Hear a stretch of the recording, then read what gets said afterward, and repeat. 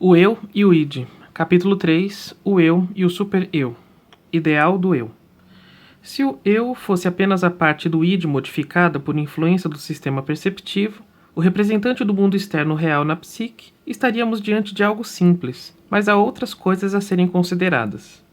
Os motivos que nos levaram a supor uma gradação no eu, uma diferenciação em seu interior que pode ser chamada de ideal do eu ou super-eu, foram explicitadas em outros trabalhos. Nota do tradutor. Über ich, no original. O vocabulário de psicanálise, na sua 11ª edição brasileira, apresenta super-eu como alternativa para superego.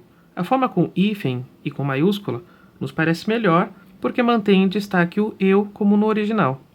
Quanto à alternativa super-eu, superego, há argumentos a favor de ambas as formas. Super-eu tem a vantagem da relação com eu, que achamos preferível a ego.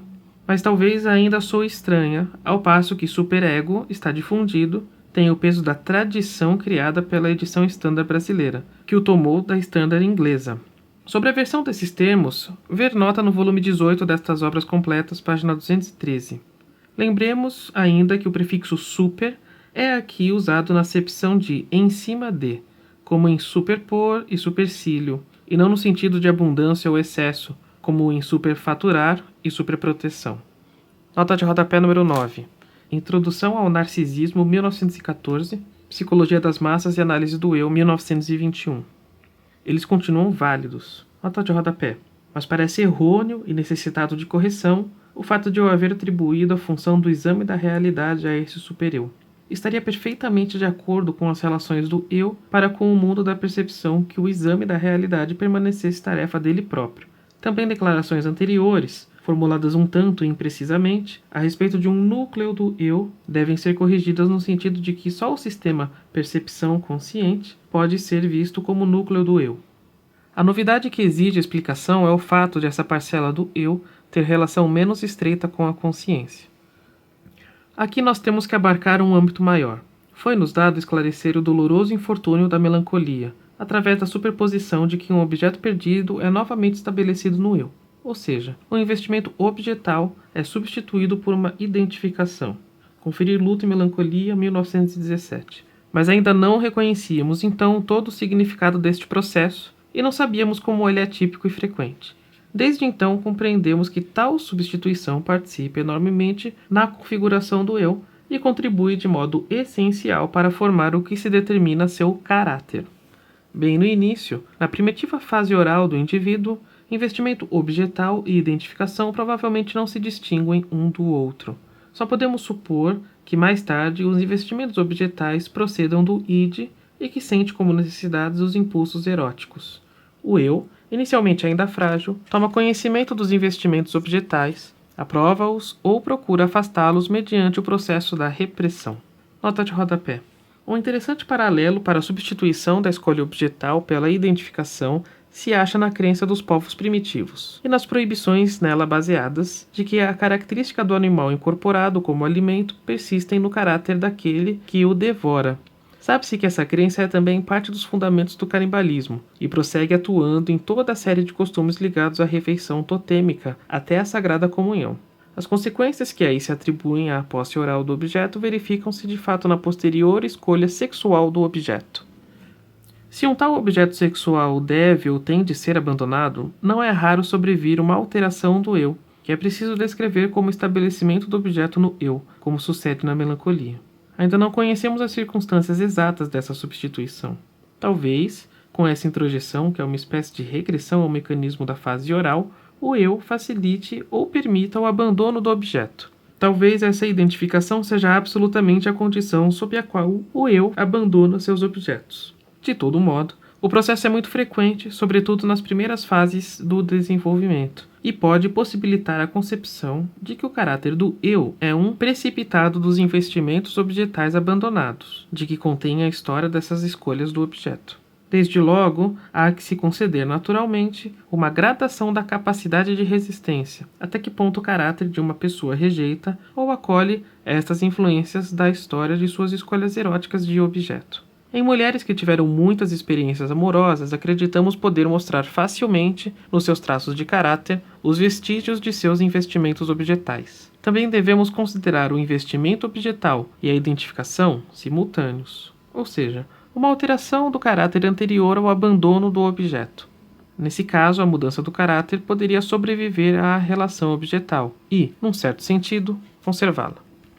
Segundo outro modo de ver, essa transformação de uma escolha erótica de objeto numa alteração do eu é também uma via pela qual o eu pode controlar o id e aprofundar suas relações com ele. Embora à custa de uma larga tolerância para com as experiências dele, se o eu assume os traços do objeto, como se oferece ele próprio ao id como objeto de amor, procura compensá-lo de sua perda, dizendo: veja, você pode amar a mim também, eu sou tão semelhante ao objeto. A transformação da libido objetal em libido narcísica que então ocorre, evidentemente acarreta um abandono das metas sexuais, uma dessexualização, ou seja, uma espécie de sublimação. E surge mesmo a questão, digna de um tratamento mais aprofundado, de que este seria talvez o caminho geral da sublimação, de que talvez a sublimação ocorra por intermediação do eu, que primeiro converte a libido objetal sexual em libido narcísica, para depois dar-lhe, quiçá, outra meta. Nota de rodapé.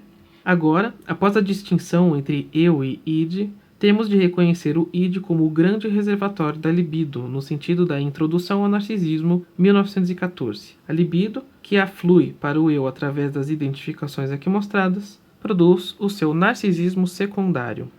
Mais adiante, consideraremos se tal transformação não pode ocasionar outros destinos para os instintos, como, por exemplo, uma disjunção dos diversos instintos amalgamados. Embora constitua uma digressão relativamente ao nosso objetivo, não podemos evitar que a nossa atenção se volte momentaneamente para as identificações objetais do eu. Se estas predominam, tornam-se muito numerosas e fortes, incompatibilizando-se umas com as outras, o desfecho patológico é provável. Pode-se chegar a uma fragmentação do eu, quando as várias identificações se excluem umas às outras mediante resistências. E o segredo dos casos chamados de múltipla personalidade talvez esteja em que as várias identificações tomam alternadamente a consciência. Mesmo não indo tão longe, há a questão dos conflitos das diferentes identificações em que o eu se distribui, conflitos que, afinal, não podem ser claramente descritos como patológicos. Mas, como quer que seja depois a resistência do caráter às influências dos investimentos objetais abandonados, serão gerais e duradouros os efeitos das identificações iniciais, sucedidas na idade mais tenra. Isso nos leva de volta à origem do ideal do eu, pois por trás dele se esconde a primeira e mais significativa identificação do indivíduo, aquela com o pai da pré-história pessoal. Nota de rodapé. Seria talvez mais prudente dizer com os pais, pois pai e mãe não são avaliados de forma diversa antes do conhecimento seguro da diferença entre os sexos, da falta do pênis. Há pouco tempo ouvi de uma jovem senhora que, desde que notara a ausência de pênis em si mesma, não excluía da posse desse órgão todas as mulheres, mas apenas aquelas tidas por inferiores. A mãe o conservadora, na sua opinião. Para simplificar a exposição, abordarei apenas a identificação com o pai. Esta não parece ser, à primeira vista, resultado ou consequência de um investimento objetal. É uma identificação direta, imediata, mais antiga do que qualquer investimento objetal. Mas as escolhas de objeto pertencentes ao primeiro período sexual e relativas a pai e mãe parecem resultar normalmente em tal identificação e assim reforçar a identificação primária. De todo modo, essas relações são tão complexas que se torna necessário descrevê-las com mais vagar. 2 fatores respondem por essa complexidade: a natureza triangular da situação edípica e a bissexualidade constitucional do indivíduo. Simplificadamente, o caso se configura na forma seguinte para o menino. Bastante cedo ele desenvolve um investimento objetal na mãe, que tem seu ponto de partida no seio materno e constitui o protótipo de uma escolha objetal por apoio. Do pai, o menino se apodera por identificação. As duas relações coexistem por algum tempo até que, com a intensificação dos desejos sexuais pela mãe e a percepção de que o pai é um obstáculo a esses desejos, tem origem o complexo de Édipo. Conferir Psicologia das Massas e Análise do Eu, 1921, capítulo 7. A identificação com o pai assume uma tonalidade hostil, muda para o desejo de eliminá-lo a fim de substituí-lo junto à mãe. Desde então, é ambivalente a relação com o pai. É como se a ambivalência, desde o início presente na identificação, se tornasse manifesta. A postura ambivalente ante o pai e a relação objetal exclusivamente terna com a mãe formam, para o menino, o conteúdo do complexo de Édipo simples e positivo. Com o desmoronamento do complexo de Édipo, o investimento objetal na mãe tem que ser abandonado. Em seu lugar, pode surgir uma identificação com a mãe ou um fortalecimento da identificação com o pai. Costumamos ver este segundo desfecho como o mais normal. Ele permite conservar, em alguma medida, a relação terna com a mãe. Graças à dissolução do complexo de Édipo, a masculinidade no caráter do menino experimentaria uma consolidação. De modo inteiramente análogo, a postura edípica da menina pode resultar num fortalecimento ou no estabelecimento de sua identificação com a mãe, que fixa o caráter feminino da criança. Tais identificações não correspondem à nossa expectativa, pois não introduzem no eu o objeto abandonado. Mas esse desfecho também ocorre e pode ser observado mais facilmente nas garotas do que nos meninos. Com muita frequência, a análise nos revela que a menina, após ter de renunciar ao pai como objeto amoroso, põe à frente sua masculinidade e se identifica não com a mãe, mas com o pai, ou seja, o objeto perdido. A questão claramente é que suas disposições masculinas são fortes o bastante, não importando em que consistam.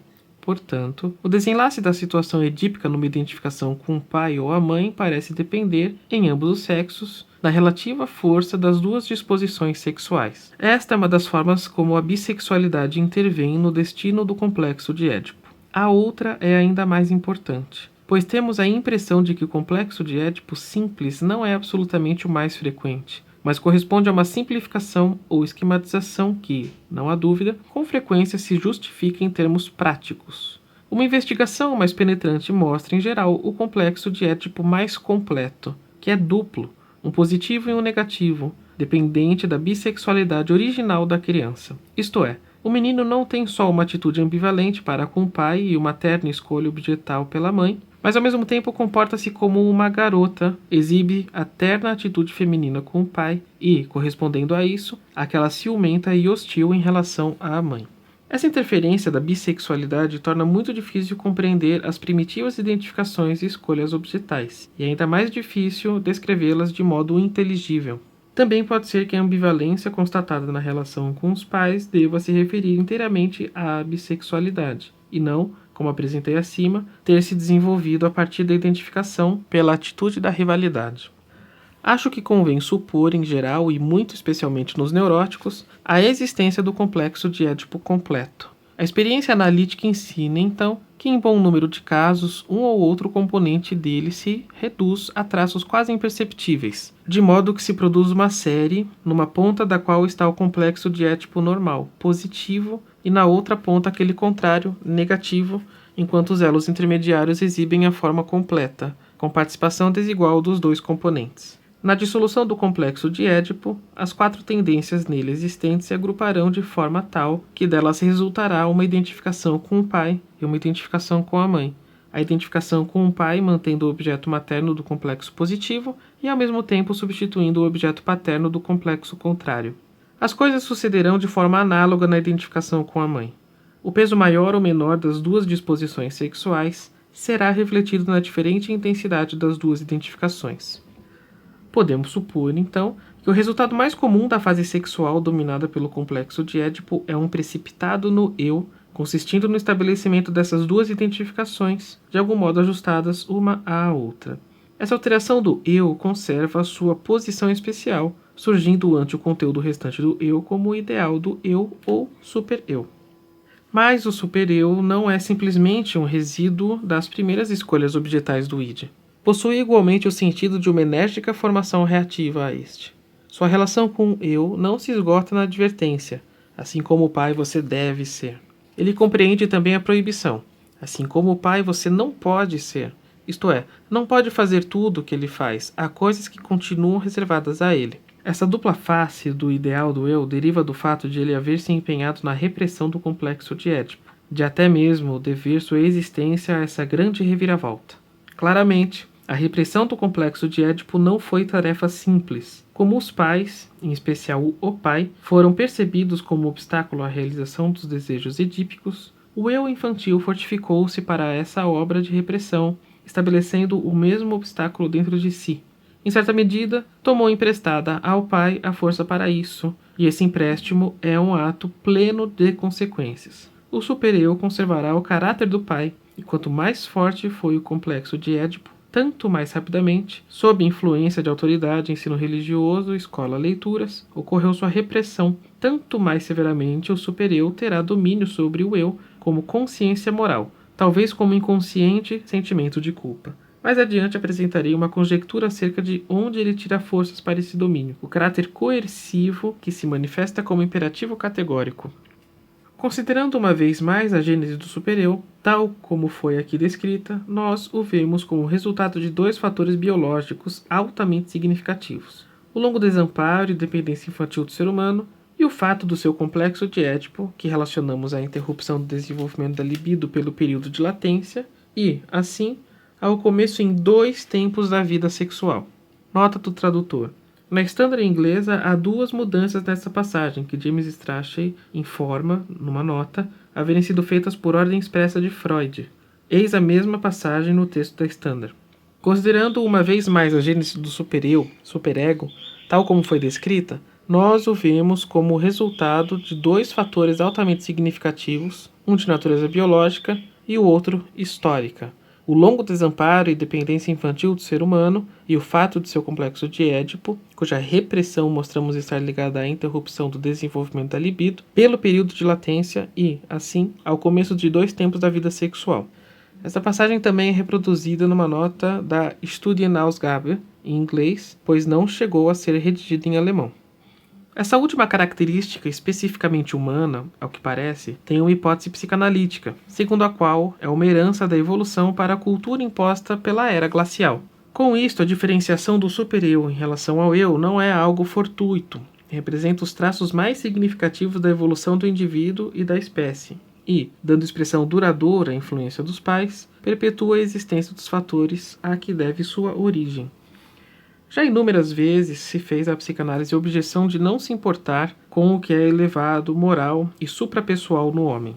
Tal objeção é duas vezes injusta, tanto histórica como metodologicamente. No primeiro caso, porque desde o início atribuímos às tendências morais e estéticas do eu o estímulo à repressão. No segundo, porque não se quis ver que a investigação psicanalítica não podia apresentar-se como um sistema filosófico, com um edifício teórico inteiro e completo, mas teve que abrir seu caminho para o entendimento das complicações da psique passo a passo, através da dissecção analítica de fenômenos normais e anormais. Enquanto nos ocupávamos do estudo do reprimido na vida psíquica, não precisamos partilhar a trêmula aflição com o paradeiro do elevado no ser humano. Agora que nos lançamos à análise do eu, podemos responder o seguinte a todos os que, abalados em sua consciência ética, queixaram-se de que tem de haver algo elevado no homem.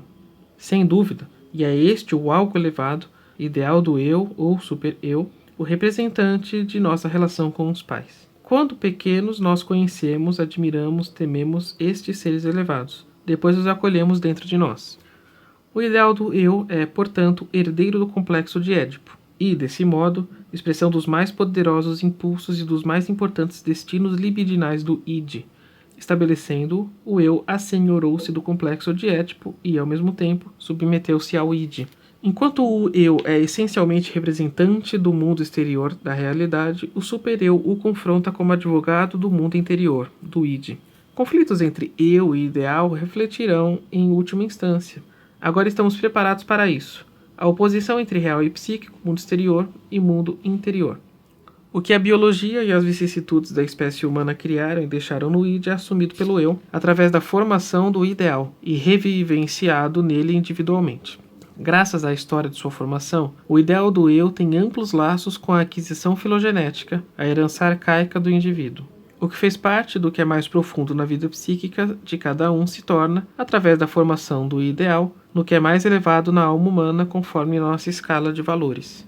Mas em vão nos empenharíamos em localizar o ideal do eu, ainda que apenas de modo semelhante ao que fizemos com o eu, ou inseri-lo numa das imagens com que tentamos figurar a relação entre eu e id. Não é difícil mostrar que o ideal do eu satisfaz tudo o que se espera do algo elevado no ser humano. como formação substitutiva do anseio pelo pai, contém o germen a partir do qual se formaram todas as religiões. O juízo acerca da própria insuficiência, ao comparar o eu com seu ideal, produz o sentimento religioso de humildade que o crente invoca ansiosamente. No curso posterior do desenvolvimento, professores e autoridades levam adiante o papel do pai. Suas injunções e proibições continuam poderosas no ideal do eu e agora exercem a censura moral como consciência. A tensão entre as expectativas da consciência e as realizações do eu é percebida como sentimento de culpa.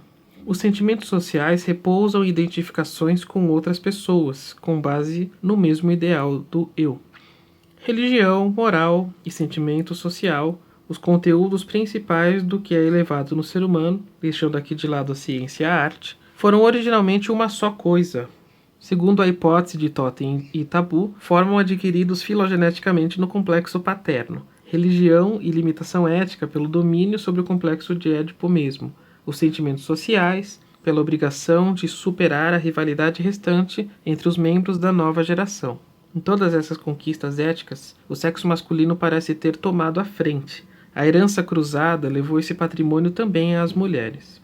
Ainda hoje, os sentimentos sociais nascem no indivíduo como uma superestrutura sobre os impulsos de ciúme e rivalidade contra os irmãos. Como a hostilidade não pode ser satisfeita, ocorre uma identificação com o inimigo inicial. Observações feitas em caso de homossexualidade leve apoiam a suspeita de que também essa identificação é substituto para uma escolha objetal terna, que tomou o lugar da postura agressiva hostil. Conferir Psicologia das Massas e Análise do Eu, 1921, e alguns mecanismos neuróticos no ciúme, na paranoia e na homossexualidade, 1922. Entretanto, com a menção da filogênese, aparecem novos problemas, aos quais hesitaríamos em oferecer resposta. Mas não há saída, é preciso arriscar, ainda que receando que isso ponha à mostra a insuficiência de todo o nosso esforço. A questão é, foi o eu ou o id do homem primitivo que naquele tempo adquiriu religião e moralidade do complexo paterno? Se foi o eu, por que não falamos simplesmente de uma transmissão hereditária no eu? Se foi o id, como se harmoniza isso com o caráter do id? Ou não se pode estender a diferenciação de eu, super-eu e id a uma época tão remota? Ou deve-se francamente admitir que toda esta compilação dos processos do eu em nada contribui para o entendimento da filogênese e não é aplicável a esta? Respondamos primeiramente o que pode ser respondido com maior facilidade. A diferenciação entre eu e id temos de atribuir não só ao homem primitivo, mas também a organismos muito mais simples, pois é a inevitável expressão da influência do mundo externo. Quanto ao super-eu, achamos que derivou justamente daquelas vivências que conduziram ao totemismo. A questão de se foi o eu ou o id que experimentou e adquiriu tais coisas não se sustenta. A reflexão logo nos diz que o id é incapaz de viver ou experimentar vicissitudes externas, senão através do eu, que nele representa o mundo externo. Mas não se pode falar de uma transmissão hereditária no eu. Aqui surge o hiato que separa o indivíduo real do conceito de espécie.